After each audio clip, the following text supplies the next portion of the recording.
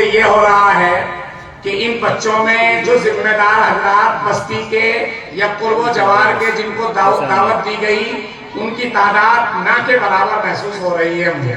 یہ بہت بڑی بستی ہے اور بستی کے اطراف میں قرب و جوار میں مجھے امید ہے کہ یقیناً محتمم صاحب نے اور ناظم صاحب نے یہ محنت کی ہوگی, مدعو کیا ہوگا علماء اکرام کے واسطے سے, ائمہ مساجد کے واسطے سے, ذمہ داران قوم و ملت کو مدعو کیا تھا کہ وہ آئیں دیکھیں ہماری کارکردگی کو. وہ دکھانا مقصود کیوں ہے؟ میں ایک بات کہہ کر اپنی بات کو ختم کر دوں گا. میں یہ کرنا چاہتا ہوں, دکھانا نہیں ہے, دکھلاوا تو جائز نہیں ہے, ریاکاری اللہ کے یہاں پسند نہیں ہے, لیکن یہاں یہ کارکردگی کارگزاری پیش کی جاتی ہے, اس کے مقاصد ہوتے ہیں. ان بہت سارے مقاصد میں دو مقاصد, ان مقاصد میں سے صرف دو مقصدوں کو میں آپ کے سامنے پیش کرنا چاہتا ہوں. بس یہ اجتماع ایک مدرسے کا نہیں, سینکڑوں مدرسے, ہزاروں مدرسے اپنا سالانہ پروگرام پیش کرتے ہیں. اس کے دو مقصد میرے ذہنوں میں ہیں.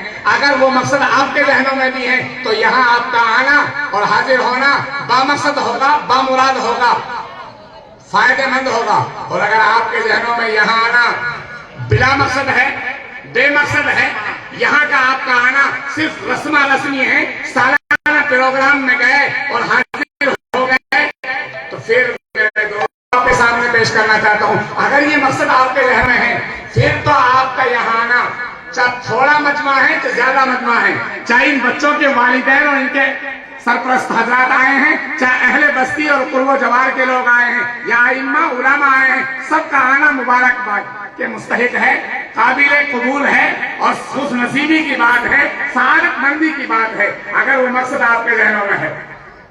اور اگر یوں آئے ہو رسم و رسمی, دیکھا دیکھی, رسم پوری کرنے کے لیے, تو پھر یہ وقت کا بربادی مناسب نہیں معلوم ہوتی. ریا نہیں ہے, ریاکاری کے لیے نہیں بلایا ہے. میں آپ کو یہ بتانا چاہتا ہوں, یہ عرض کرنا چاہتا ہوں میرے عزیزوں, دو مقصد ہیں. ایک مقصد تو یہ ہے کہ مدرسے والے جو آپ سے چندہ مانگ کر, آپ کے سامنے بھیک مانگ کر, گلے کے موسم میں, گرمی کے موسم میں گاؤں گاؤں جا کر رمضان کی پریشانی کو برداشت کرتے ہوئے روزی کی حالت میں آپ کے در پر جاتے ہیں, اس کا ایک بہت بڑا مقصد ہے دین کی حفاظت کا, دین کی اشاعت کا, قرآن و حدیث کی اشاعت کا.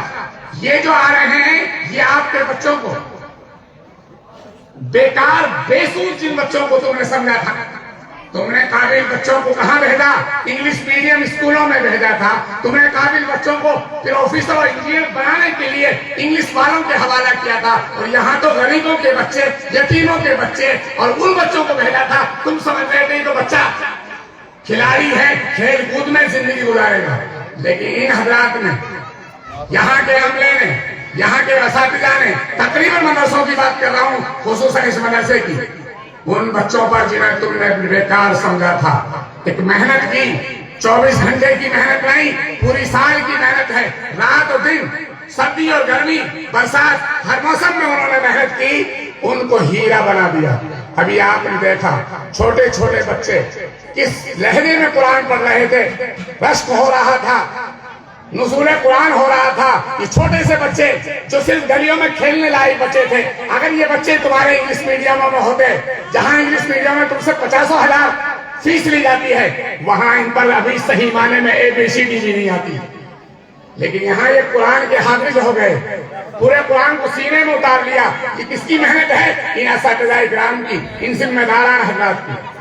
یہ کارکردگی آپ کے سامنے جائے, اس کارکردگی کو دکھانے کے لیے, ان اساتذہ کی محنت کو اجاگر کرنے کے لیے, اس لیے یہاں جمع کیا گیا تاکہ ان کے حوصلہ افزائی ہو سکے, ان کی ہمت ہو سکے, یہ اپنی محنت میں خوش ہو سکے, مایوسی نہ آئے, مایوسی سے دور ہو جائیں. اور اگر آپ نے ان کو داد نہ دی, آپ نے ان کو خوش نہ کیا, آپ نے ان کی ہمت افزائی نہیں کی, حوصلہ افزائی نہیں کی, کہیں ایسا تو نہیں ہے کہ مایوسی کے عالم میں چلے جائیں اور سوچیں کہ کام تو بیکار ہو گیا. ان اساتذہ کی محنت کی بھی داد دینی ہوگی, ان طلباء کی محنت کی بھی داد دینی ہوگی, اور ان طلباء کی محنت دونی کرنے کے لیے ایک بات اور کہوں, یہی وہ بچے ہوں گے جو ہماری نئی نسل کے لیے رہبر بنیں گے، رہنما بنیں گے. اور آپ کو ایک غلط فہمی سے محفوظ کرنے کے لیے ایک بات اور کہہ دوں. غلط فہمی سے بچنا اور غلط فہمی سے دور رہنا انسان کے فریضہ ہے، اور بدگمانی سے بچانا سنت نبی. آقا مدنی صلی اللہ علیہ وسلم کا واقعہ مشہور ہے، مجھے پورا واقعہ نہیں سنانا، بس اس کا ایک جملہ بتا کر میں آپ کو یہ بتانا چاہتا ہوں. غلط فہمی اور بدگمانی سے بچانا سنت نبی ہے. آپ صلی اللہ علیہ وسلم مسجد نبوی میں بیٹھے ہوئے ہیں. مسجد نبوی میں آپ صلی اللہ علیہ وسلم کے حجروں کے دروازے کھلتے تھے. بیویاں آپ سے خصوصاً اعتکاف کے زمانے میں، ویسے بھی اس زمانے میں مسجد میں نمازیں پڑھتی تھی، آپ کے پاس آتی تھی. ایک اندھیرا تھا، کیونکہ آپ سب کو معلوم ہے علماء بیٹھے ہیں، سن 9 ہجری تک مسجد نبوی میں چراغ نہیں جلا تھا. تمیم داری پہلے صحابی ہیں جنہوں نے